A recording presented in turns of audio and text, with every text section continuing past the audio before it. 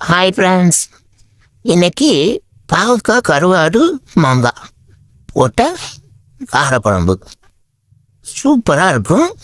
செஞ்சு பாருங்க, தேன் ஆட்டை இனிக்கும். அதாவது கசப்பு பிடிக்கிறவங்களுக்கு பாவக்காய்ங்கிறது தேன் மாதிரி தான் இனிக்கும். சரியா?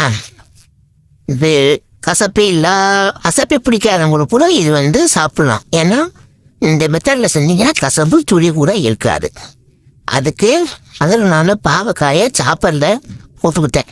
கட் பண்ணால் எரிச்சலாக வந்தது, அதனால சாப்பரில் போட்டு சும்மா கொஞ்ச நேரம் அது மாதிரி தூள் தூளாக கொஞ்சம் பெருசுமா வந்துடுச்சு. அதை எடுத்து இந்த கோப்பையில் கொட்டி நம்ம எடுத்து விட்டுட்டேன். அதுக்கப்புறம் கருவாடு, ஒரு துண்டு கருவாடு, அது ஏதோ பண்ணா கருவாடு நினைக்கிறேன். என் டேட் எடுத்து தண்ணியில் ஊற போட்டிருக்கேன். அதுக்கப்புறம் வெங்காயம் கொஞ்சம் சாப்பாடில் எடுத்துக்கிட்டேன். கட் பண்ணுறதுக்கு முடியல, இது ஈஸியாக இருக்குது. சாப்பாடில் போடுறது கொஞ்ச நேரத்தில் வேலை ஆகிடுது.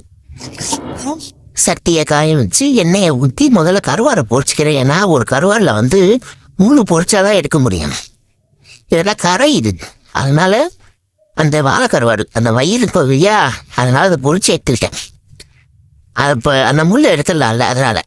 அதுக்கப்புறம் அதே எண்ணெயில் பாவக்காயை வதக்கிறேன். ஃபஸ்ட்டு இப்படி வதக்கிறதுனால தான் கொஞ்சம் கசப்பு கம்மியாகும், இல்லைன்னா நல்லா கசப்பும். நீங்கள் வேணால் ட்ரை பண்ணி பாருங்க. அதுக்கப்புறம் உப்பு அதுக்கு கொஞ்சம் வதங்கிறதுக்காக போட்டுக்கிட்டேன். அதுக்கப்புறம் இது கூட கொஞ்சம் பூண்டு, ஒரு பூண்டு சாட்டிட்டேன். ஒரு பெரிய பூண்டா எடுத்து நல்லா நச்சுக்கிட்டேன். கட் பண்ணுறதை விட நச்சு போடுவேன். நசுக்கி போட்டால் உங்களுக்கு நல்லா ஃப்ளேவர் நல்லாயிருக்கும். அதுக்கப்புறம் கட் பண்ணால் வெங்காயத்தையும் சேர்த்து நல்லா வதக்கிடணும். ஓரளவுக்கு முருகு வேணாம், ஒரு பாதி வதங்குற அளவுக்கு நல்லா கிண்டி வதக்கிடணும். வதக்கினதுக்கப்புறம் ஒரு சின்ன தக்காளி 3 தக்காளி எடுத்துக்கிட்டேன். 3 தக்காளியை பேஸ்ட்டாக அரைச்சிக்கிட்டேன்.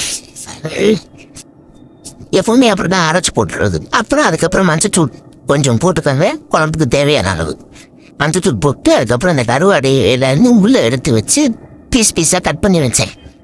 அந்த இதை அதை சேர்த்து போட்டு வதக்கிட்டு குழம்பு தூள் போட்டுக்கிட்டேன். உங்களுக்கு எவ்வளோ குழம்பு தேவையோ அதுக்கு தகுந்த மாதிரி குழம்பு தூள் போட்டுருந்தாங்க. நான் 2 டேபிள் ஸ்பூன் அளவுக்கு போட்டேன். 4 பேர் சாப்பிட்லாம் அந்த அளவுக்கு இருக்கும். அதுக்கப்புறம் மாங்காய், அந்த தூளை எடுத்துட்டேன்.